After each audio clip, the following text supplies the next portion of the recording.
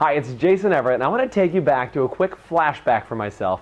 Think back to when you were 17 years old, because when I was 17 years old, I was sitting in an English class my senior year, and the teacher was up in front of the room, I'm sure, talking about something extremely important, and they made an off-the-cuff comment, and then I couldn't resist. I had to say something. I said something out loud. The whole class erupted into laughter. Teacher looks at me and goes, "Jason, outside," and I got kicked out of class my senior year. I'm sitting outside the classroom, another teacher walks by and they go, "Jason, seriously? Kicked out of class? Aren't you a senior? Aren't you over that?"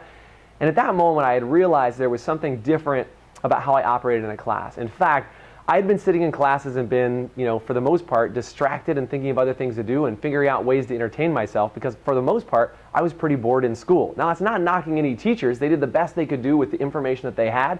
And in fact, I had some really amazing teachers. But there were some teachers that were more boring than others. And what I learned in my adult life is I need to be able to figure out if I want to learn and take in and retain more information. In fact, that's what I do for a living now, is teach people amazing things that they haven't thought about and new ways to take in and retain information.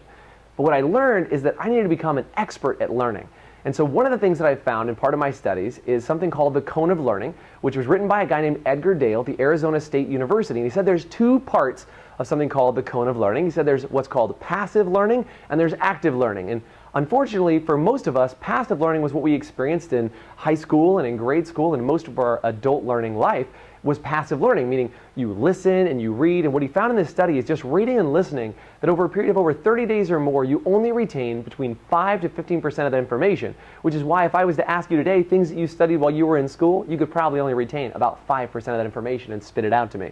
But the active part of the cone of learning, when you talk about discussions, simulations, and role play, which is probably what you did in your elective classes or your sports or any other teachers that really caught your attention, that really sparked your interest, is they probably engaged in discussions and simulations, role play, and did something creative to get your attention and to get you to snap out of those patterns where you're just checked out and in the passive mode.